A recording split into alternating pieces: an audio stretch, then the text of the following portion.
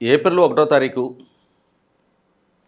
ఆంధ్రప్రదేశ్ రాష్ట్రంలో ఉన్న సామాజిక పెన్షన్ లబ్ధిదారులని ఏప్రిల్ ఫూల్ చేస్తా జగన్మోహన్ రెడ్డి గారి ప్రభుత్వం ఆడిన వికృత రాజకీయ క్రీడను మనందరం చూసాం.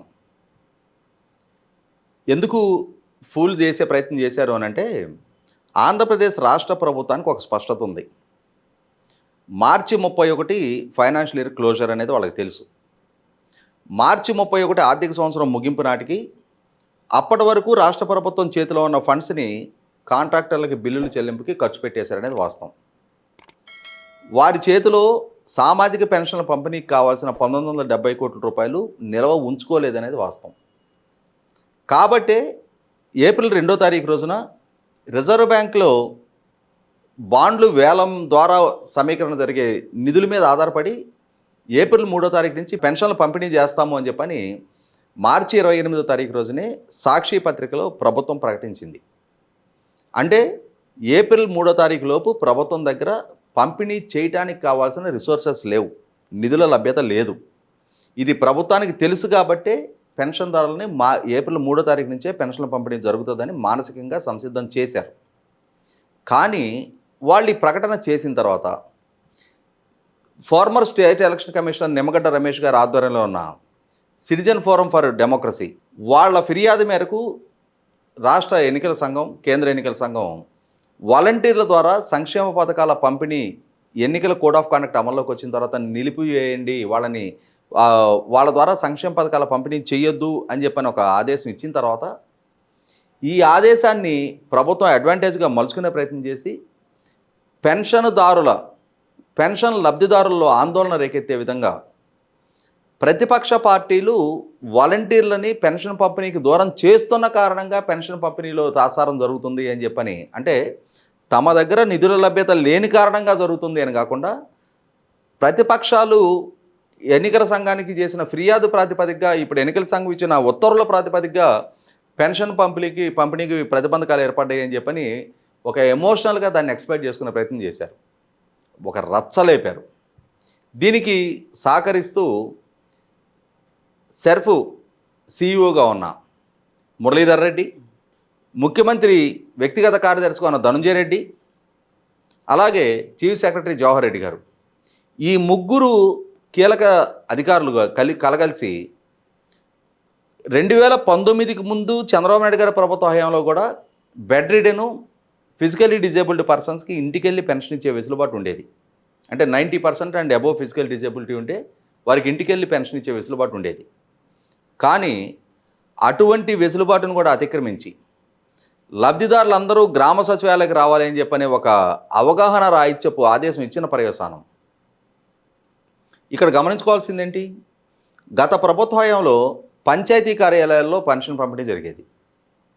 ఇప్పుడు ఈ గ్రామ సచివాలయ వ్యవస్థ తీసుకొచ్చిన తర్వాత 2-3 మైనర్ పంచాయతీలకి కలిపి గ్రామ సచివాలయాన్ని ఏర్పాటు చేశారు. అంటే ఆ గ్రామంలో వారి పంచాయతీ కార్యాలయంలో పెన్షన్ అందుకోవాల్సిన దగ్గర నుంచి ఇప్పుడు పక్క గ్రామంలో ఉన్న సచివాలయ కార్యాలయానికి వెళ్లాల్సిన పరిస్థితి కల్పించింది ప్రభుత్వం. ముఖ్యంగా జవహర్ రెడ్డి గారు సృష్టించిన సంక్షోభం ఇది. ఈ నేపథ్యంలో చెలరేగిన ఆందోళన చూసాం. సరే, ఆ పరిస్థితులు అధిగమించారు. ఇప్పుడు మళ్ళీ మే 1వ తారీఖు రాబోతుంది. మే 1 ఇవాళ 25వ తారీఖులో ఉన్నాం మనం. మే 1వ తారీఖు నాటికి కూడా ప్రస్తుతం మనకు అందుతున్న సమాచారాన్ని బట్టి ప్రభుత్వం దగ్గర ప్రభుత్వ ఖజానాలో ఇప్పుడు కూడా నిధుల లభ్యత లేదు. పెన్షన్ల పంపిణీకి కావాల్సిన 1970 కోట్ల రూపాయల పెన్షన్ బిల్లు సెర్ఫ్ ద్వారా ఇవాళ ఎండిఓలకి, ట్రెషరీకి అందివ్వటానికి తగిన వెసులుబాటు లేదు. ఏప్రిల్ 30వ తారీఖు మంగళవారం రోజు రిజర్వ్ బ్యాంకులో బాండ్లు వేలానికి ఆల్రెడీ ఇండెంటివ్ పెట్టున్నారు. ఆ బాండ్లు వేలం జరగాలి. ఆ బాండ్లు వేలం ద్వారా నిధుల సమీకరణ జరగాలి. తద్వారా ప్రభుత్వానికి ఖజానాలోకి డబ్బులు రావాలి. ఈ పెన్షన్ పంపిణీ జరగాలి. ఇది ప్రభుత్వానికి ప్రస్తుతం ఉన్న స్థితి. కానీ ప్రభుత్వం రేపు 1వ తారీఖు నాటికి యాజ్ ఇట్ ఈజ్గా అంటే నిధులు అందుబాటులో లేక 2 రోజులు లేట్ అవుతుందనే అంశాన్ని ప్రజలకు విడమర్చి చెప్తారా? లేదు, వాళ్ళ ఇనెబిలిటీని ప్రజల ముందు స్పష్టం చేయకుండా మరొకసారి ప్రతిపక్షాలకు మీదకి నెట్టే ప్రయత్నం చేస్తారా? ఇక్కడ ఎన్నికలు మే 13 షెడ్యూల్ అయి ఉన్నాయి. మే 1వ తారీఖు పెన్షన్ పంపిణీ జరగాలి.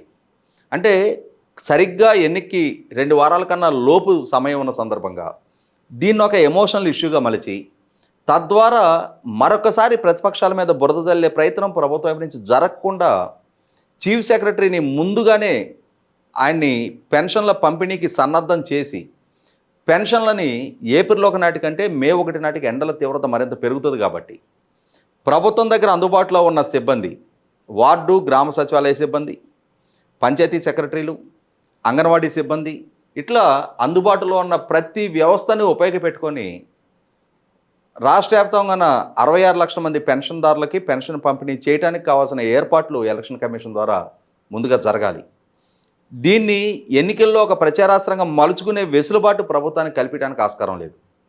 గత ఏప్రిల్ 1వ తారీఖు నుంచి ఆ 5వ తారీఖులో పెన్షన్ పంపిణీ పూర్తయ్యే వరకు జరిగిన రాజకీయపు దుమారాన్ని చూసాం. విమర్శలు ప్రతి విమర్శలను చూసాం, ఆరోపణల్ని ప్రత్యారోపణలు చూసాం, అంతిమంగా కోల్పోయిన కొన్ని విలువైన ప్రాణాలని చూసాం. ఇటువంటి పరిస్థితుల్లో మరొక్కసారి అటువంటి వాటికి ఆస్కారం కలిగిన చర్యలు తీసుకోవాల్సిన బాధ్యత ఎలక్షన్ కమిషన్ మీద ఉంటుంది. ఖచ్చితంగా ఇప్పటి నుంచే చీఫ్ సెక్రటరీని అలర్ట్ చేయాలి.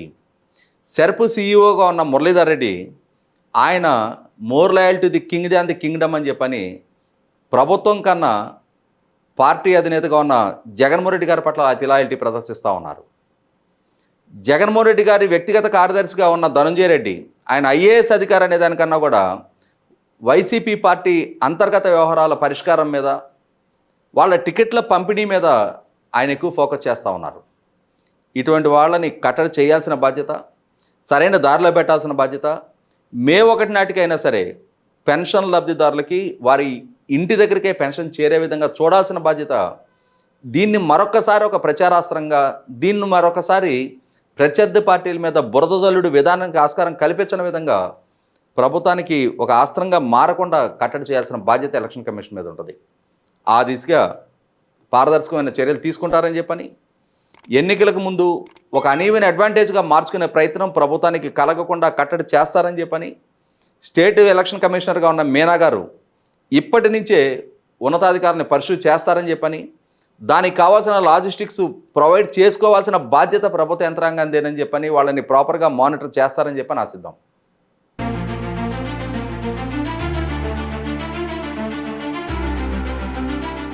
Like, share and subscribe to Rajaniti channel.